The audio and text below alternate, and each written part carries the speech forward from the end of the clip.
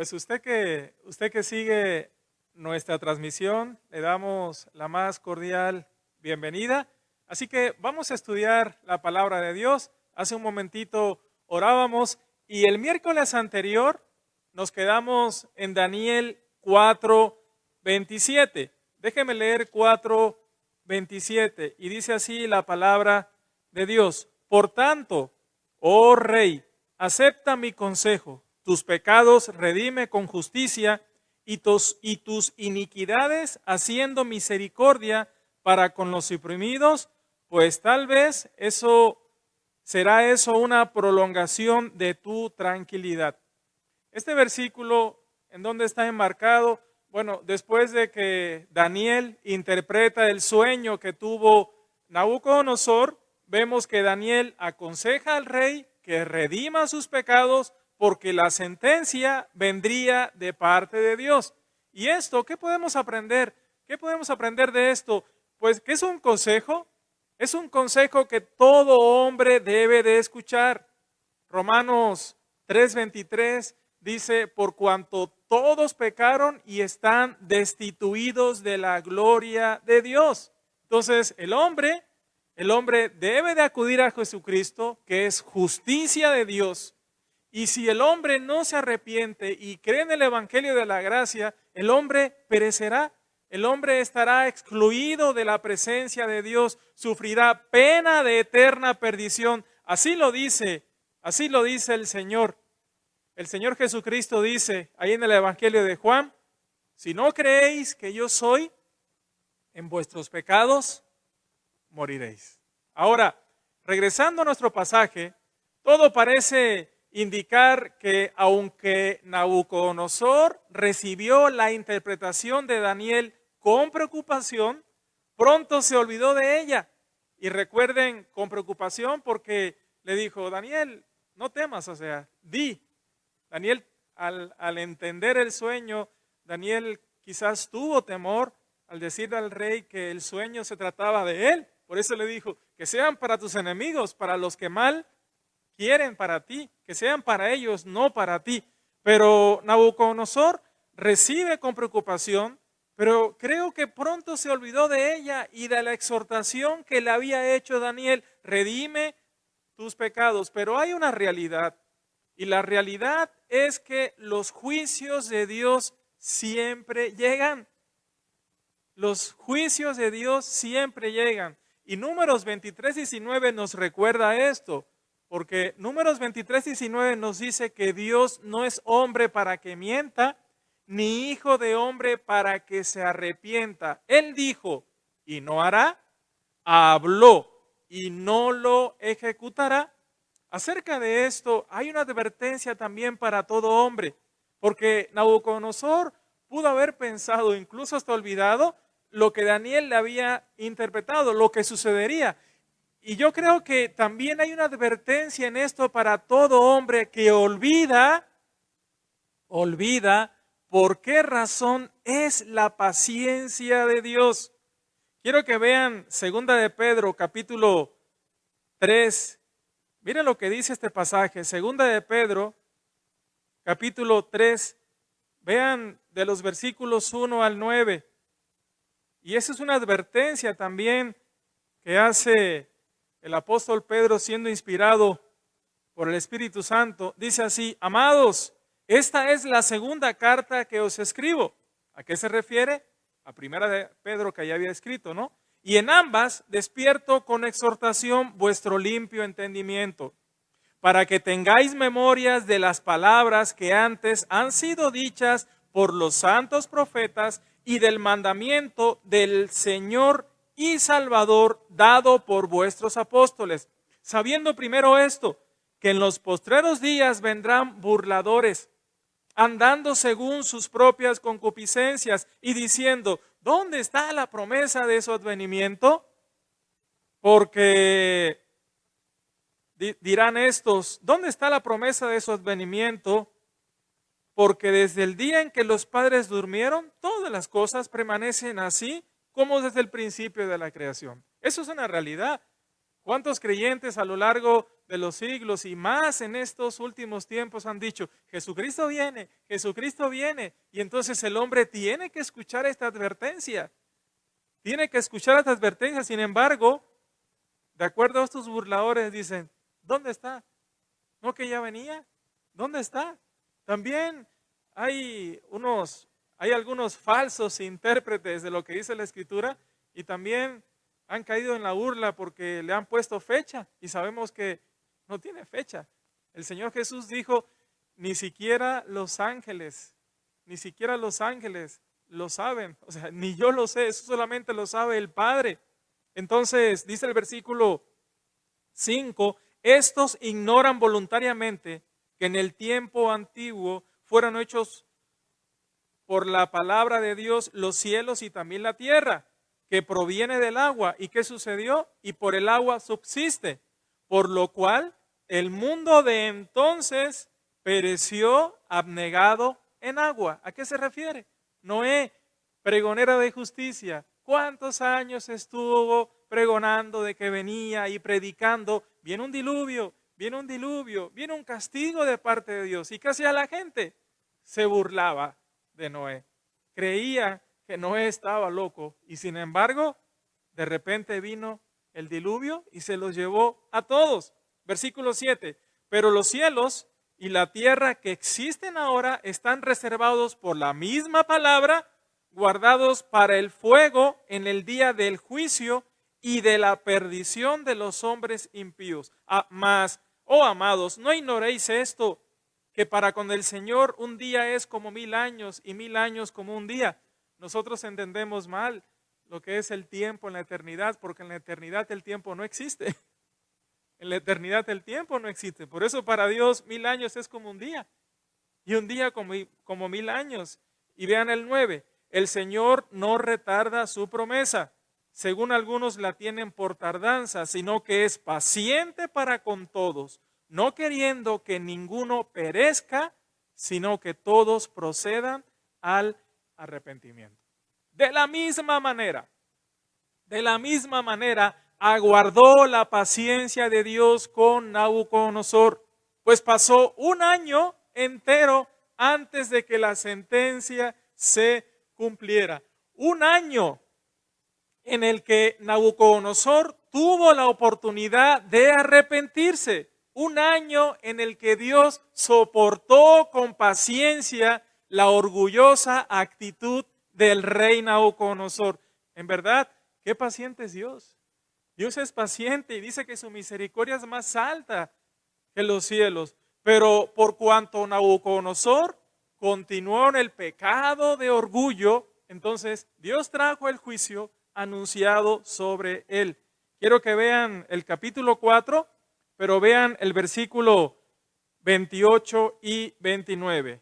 Todo esto que Daniel interpretó, a eso es lo que se está refiriendo, todo esto vino sobre el rey Nabucodonosor. No faltó palabra. Todo esto, dice el versículo 29, al cabo de ¿cuánto? 12 meses. Al cabo de 12 meses paseando en el palacio real de Babilonia.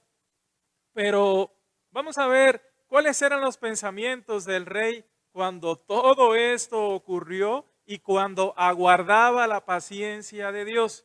Vean el versículo 30, voy a leer el 29. Al cabo de 12 meses, paseando en el palacio real de Babilonia, habló el rey y dijo, ¿no es esta la gran Babilonia que yo edifiqué para casa real con la fuerza de mi poder y para gloria de mi majestad? ¿No es esta? Dice la Escritura. Ahora encontramos aquí al rey dando un paseo por la terraza del palacio real, haciendo alardes de sus logros, cuando, ¿qué sucedió? Vean el versículo 31. Aún estaba la palabra en la boca del rey cuando vino una voz del cielo. A ti se te dice, rey Nabucodonosor. De manera clara, a ti, rey Nabucodonosor. El reino ha sido quitado de ti. el reino ha sido quitado de ti. Esto es tremendo porque les decía que encontramos a Nabucodonosor haciendo alarde de sus logros cuando viene esta voz del cielo que confirmó su sentencia.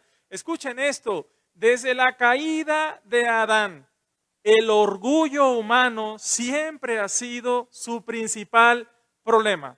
Nabucodonosor no quería aceptar que todo lo que tenía era un regalo de Dios, sino que pensaba que era fruto de su propia capacidad. Por esa razón, en lugar de glorificar a Dios, decidió glorificarse ¿a quién?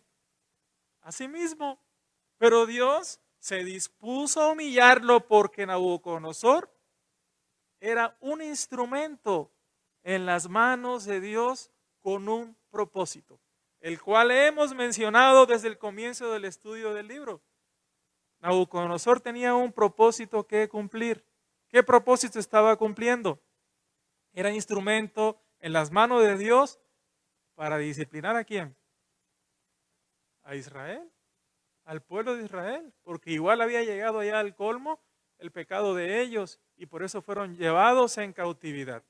Él no entendía esto, pero también nosotros tenemos que entender esto. ¿Qué dice Santiago 1:12? Que toda buena dádiva y todo don perfecto provienen ¿de quién?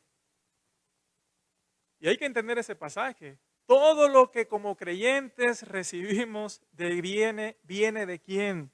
De Dios como una dádiva y luego dice como un don perfecto. Cuando dice don es un regalo y si es perfecto tiene un propósito, ¿no? Porque la palabra perfecto tenemos que entenderla en la Biblia como maduro. Entonces tiene el propósito de madurar nuestra actitud para que reconozcamos de quién viene todo lo que recibimos. Esto lo tenía que entender Nabucodonosor. Vean versículos 31 al 33. Dice así: aún estaba la palabra en la boca del rey cuando vino una voz del cielo: a ti se te dice, rey Nabucodonosor, el reino ha sido quitado de ti, y de entre los hombres te arrojarán, y con las bestias del campo será tu habitación, y como a los bueyes te apacentarán, y 7 tiempos pasarán sobre ti, hasta que reconozcas que el Altísimo tiene el dominio en el reino de los hombres y lo da a quien él quiere. En la misma hora se cumplió la palabra sobre Nabucodonosor y fue echado de entre los hombres y comía hierba como los bueyes y su cuerpo se mojaba con el rocío del cielo hasta que su pelo creció como plumas de águilas y sus uñas como las de las aves.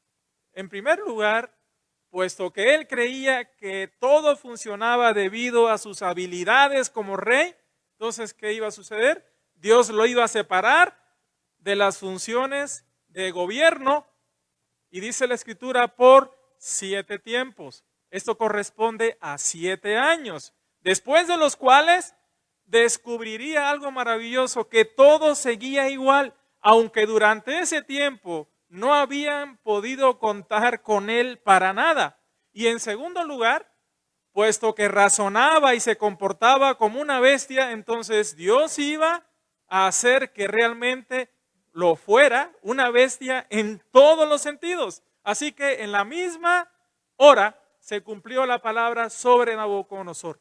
Y dice, leíamos que fue echado entre los hombres y que comía hierba como los bueyes y que su cuerpo se mojaba con el rocío hasta que su pelo creció, dice la Escritura, déjenme ver, como plumas de águila y sus uñas como la de las aves. Qué triste condición, ¿eh?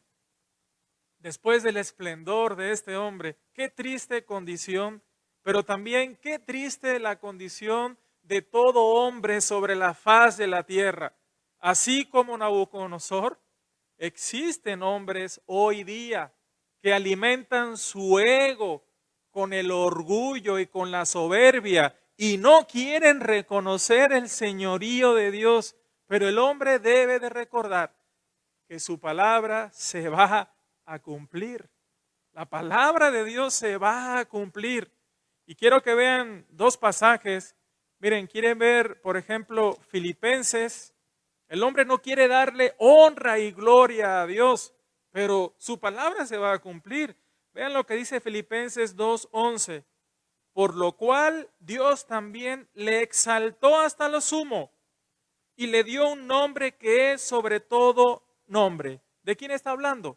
Está hablando de Jesucristo, por lo que hizo. ¿Qué fue lo que hizo Jesucristo? Se entregó a sí mismo por todos nosotros. Entregó su vida por todo, por la humanidad. Recuerden Juan 3:16, de tal manera amó Dios al mundo que ha dado a su Hijo unigénito. Entonces, por lo cual Dios también le exaltó hasta lo sumo y le dio un nombre que es sobre todo nombre, para que en el nombre de Jesús, se doble toda rodilla de los que están en los cielos y en la tierra y debajo de la tierra. Es decir, lo abarca todo. Y toda lengua confiese que Jesucristo es el Señor para gloria de Dios Padre. Aunque no lo quiera, el hombre un día va a doblar su rodilla y se va a cumplir su palabra. Quiero que vean también Isaías. Vamos a buscar Isaías capítulo 45. ¿Quieren ver Isaías 45, versículos 22 y 23? Dice así la Escritura: mirad a mí y sed salvos todos los términos de la tierra, porque yo soy Dios y no hay más. Por mí mismo hice juramento, de mi boca salió palabra en justicia y no será revocada, que a mí se doblará toda rodilla y jurará toda lengua. Interesante, ¿no? Porque creo que eso está en línea directa con lo que dice Filipenses. Aquí primero el Señor dice: mirad a mí y sed salvo todos los términos de la tierra. ¿Por qué? Porque yo soy Dios. Acuérdense, cuando escuchamos estas palabras, yo soy, deben de recordar cuando Moisés le dice: bueno, y si yo llegara a los hijos de Israel, entonces ¿a quién? ¿Qué diré? ¿Quién me envió? Dirás que yo soy. Y esa palabra yo soy es: yo soy el que soy, yo soy el que seré, yo soy el ser existente que tiene vida en sí mismo y que da vida a todas las cosas. Es el Dios eterno. Recuerdan las palabras de la mujer samaritana: cuando venga el Cristo, Él nos dirá todas las cosas. Mujer, créeme, yo soy el que habla contigo. Jesucristo. Entonces, es tremendo esto, hermanos. Se va a cumplir su palabra y toda lengua confesará que Cristo es el Señor, para honra de Dios, aunque algunos tarden o tardíamente doblen su rodilla, porque va a ser para condenación. Ahora, ¿qué sucedió? Vamos a ver versículos, regresando a nuestro pasaje, versículos 34 al 37. Mas al fin del tiempo, yo, Nabucodonosor. ¿A qué tiempo se está refiriendo? ¿Cuántos tiempos iban a pasar? 7 tiempos. ¿Cuánto es? 7 años. Dice: mas al fin del tiempo, yo, Nabucodonosor, alcé mis ojos al cielo y mi razón me fue devuelta. Y bendije al Altísimo y alabé y glorifiqué al que vive para siempre, cuyo dominio es sempiterno y su reino por todas las edades. Todos los habitantes de la tierra son considerados como nada, y Él hace según su voluntad en el ejército del cielo y en los habitantes de la tierra, y no hay quien detenga su mano y le diga: ¿qué haces? En el mismo tiempo, mi razón me fue devuelta, y la majestad de mi reino, mi dignidad y mi grandeza volvieron a mí. Y mis gobernantes y mis consejeros me buscaron, y fui restablecido en mi reino, y mayor grandeza me fue añadida. Ahora, yo, Nabucodonosor, alabo, engrandezco y glorifico al Rey del cielo, porque todas sus obras son verdaderas y sus caminos justos, y Él puede humillar a los que andan con soberbia. Transcurridos los 7 años, Nabucodonosor recobró la razón y bendijo al Altísimo. De alguna manera, quiero que piensen en esto, que de alguna manera, porque dice el versículo 34, mas al fin del tiempo yo, Nabucodonosor, alcé mis ojos al cielo. De alguna manera, el rey conservaba todavía momentos ocasionales de lucidez y en uno de ellos alzó sus ojos al cielo, lo que viene a ser una forma de decirle a Dios que estando en su condición de humillación, reconocía la soberanía absoluta del Dios del cielo. Y que ahora reconocía que era instrumento en sus manos y que todo lo que tenía, lo que le había dado era por él. A partir de ese momento, Nabucodonosor experimentó un cambio asombroso. Hasta entonces, lo único que le preocupaba era buscar la honra y la gloria de ¿quién? De sí mismo. Pero a partir de aquí, su prioridad era alabar y glorificar al que vive para siempre. También reconoció, lo leíamos, que el dominio de Dios es sempiterno y su reino por todas las edades. Así estaba aceptando la suprema autoridad de Dios, al que antes había rechazado. Reconoce también la superioridad de Dios ante sus criaturas. Dice, todos los habitantes de la tierra son considerados como nada, Dios, como nada delante de ti. Y Él hace según su voluntad en el ejército del cielo y en los habitantes de la tierra, y no hay quien detenga su mano, ni tampoco puede decirle, ¿qué haces? Él es el Todopoderoso y su poder es irresistible. Nadie tiene el derecho de cuestionarle. Nadie. Y eso es interesante, ¿no? Porque el hombre le reclama a Dios. Incluso algunos creyentes que no han madurado todavía pueden decir, ¿y por qué? ¿Por qué en África están muriendo tantos niños? Le dicen a Dios, ¿y por qué hay tantas guerras? A ver, ¿Dios es culpable de eso? ¿Quién es el culpable?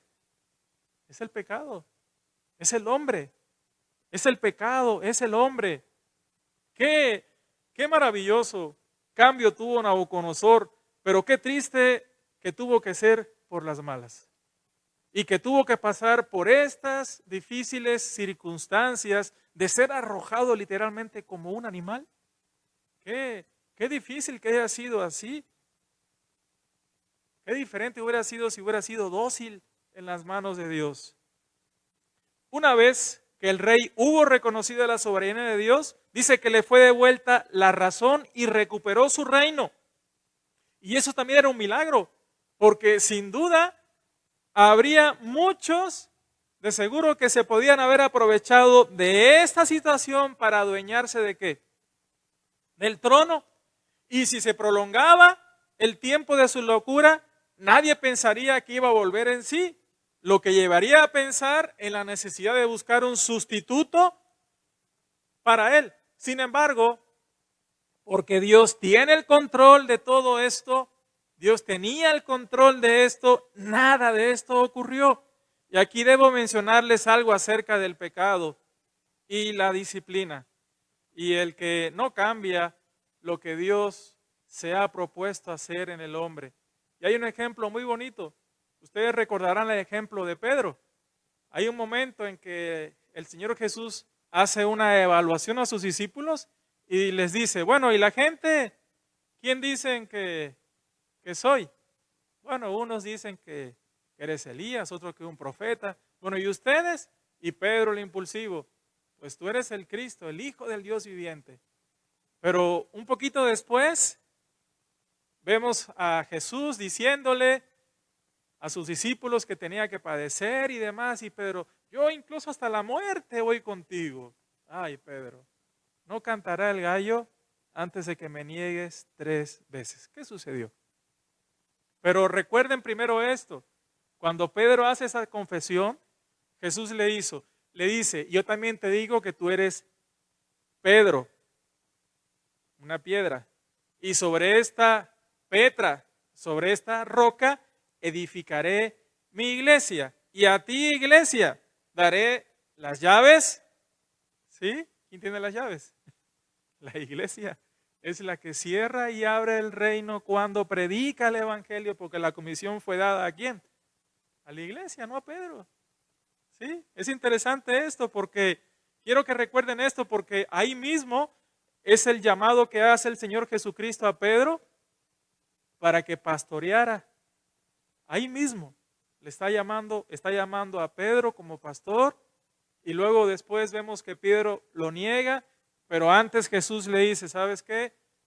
Satanás os ha pedido para zarandearos, pero tú, después de haber regresado, entonces confirma a tus hermanos. Y es maravilloso, ahora lo enlazo esta idea, porque allá en Juan capítulo 20, 21, cuando el Señor Jesucristo aparece a ellos y después de comer le dijo, Pedro, ¿me amas más que estos? ¿Qué dice? Apacienta a mis ovejas. Es la llamada, es la confirmación de su llamado a que pastoreara, a que fuera pastor de estos, ahí, de esa iglesia que él mismo había establecido. Entonces, como ven, el propósito no había cambiado, pero una vez restablecido, él podía seguir cumplir ese propósito.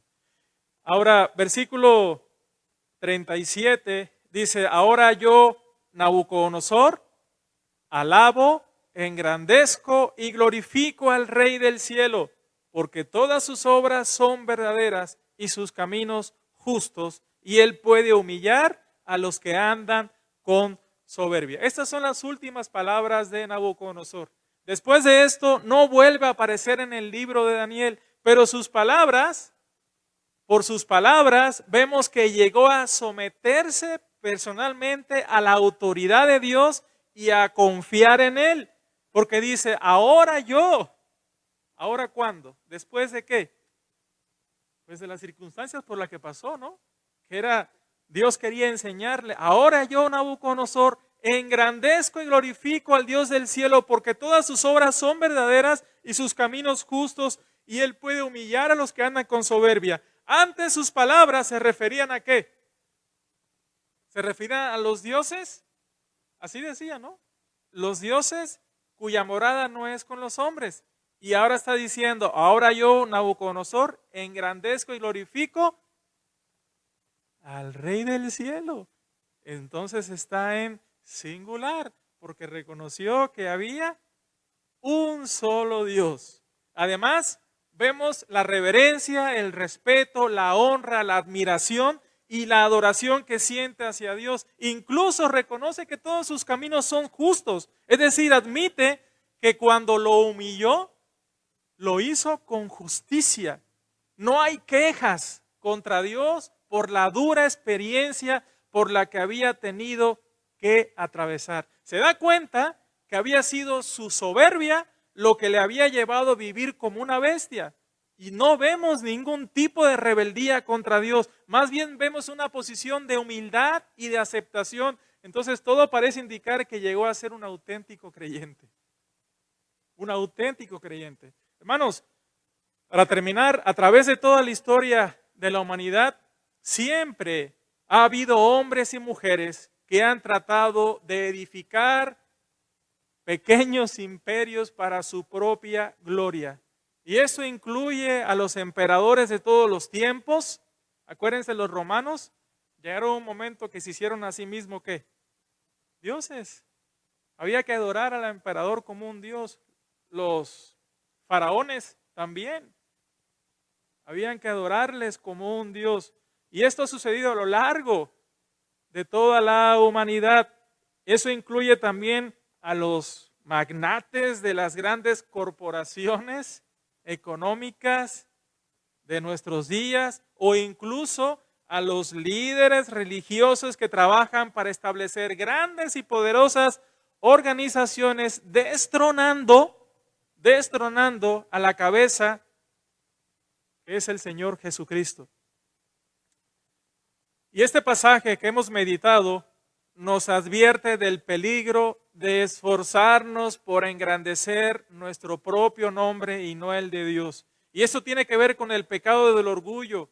de una humanidad que quiere vivir en independencia de Dios y que le dice, no te necesito, no te necesito. Pero quien insista en gobernar su vida independientemente de Dios, tarde o temprano, ¿saben qué va a suceder? Que va a recibir una clase muy práctica de humildad. Como dijo Nabucodonosor, él puede humillar a los que andan con soberbia. También encontramos el orgullo humano cuando rehusamos reconocer la mano de Dios en nuestros éxitos, en la vida.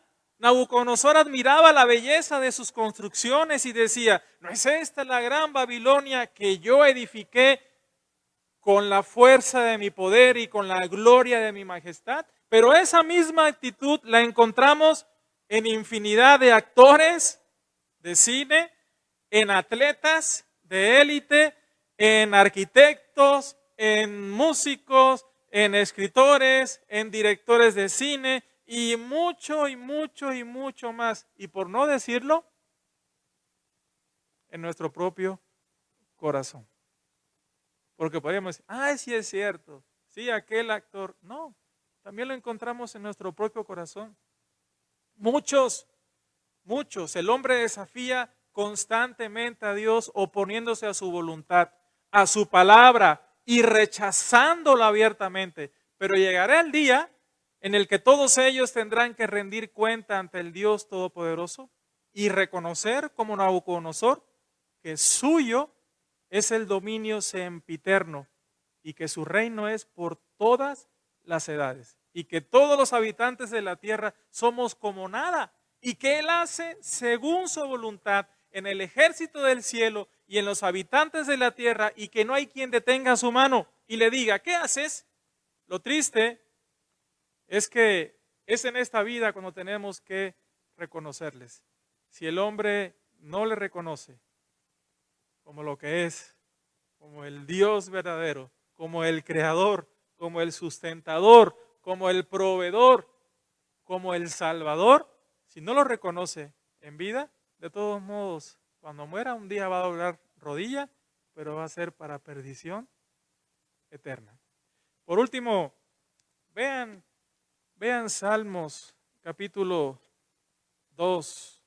¿Ustedes creen que el hombre, para empezar, a ver, ¿quién es el que da la vida? ¿Quién es el que da la vida? ¿Quién es el que la quita? El hombre en verdad vive en una soberbia que no entiende. Vean, y claro, este ha sido un engaño del mismo Satanás.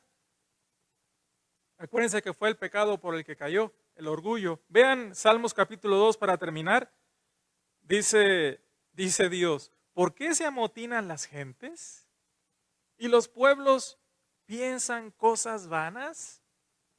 Se levantarán los reyes de la tierra y los príncipes consultarán unidos contra Jehová y contra su ungido, diciendo, rompamos sus ligaduras y echemos de nosotros sus cuerdas.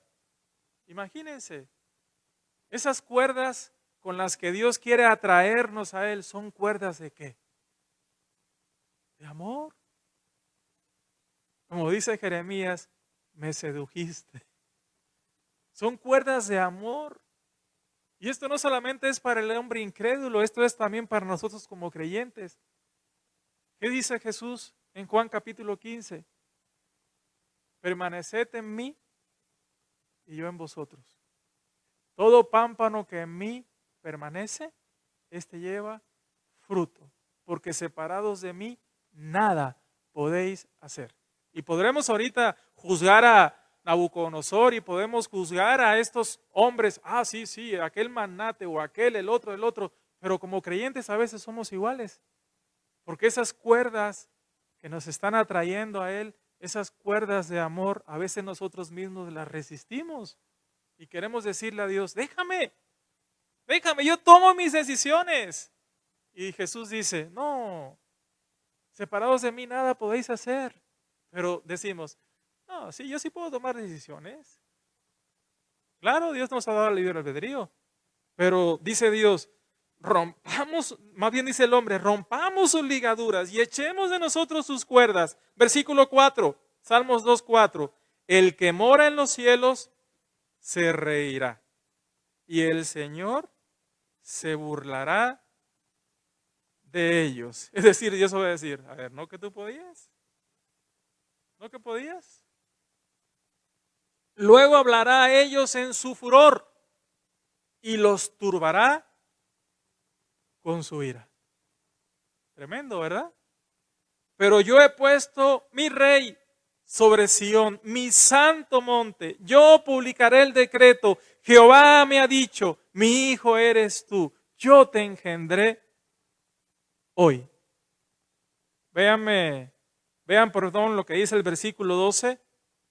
Bueno, el 11 y 12. Servid a Jehová con temor y alegraos con temblor. Honrad al Hijo para que no se enoje y perezcáis en el camino, pues se inflama de pronto su ira.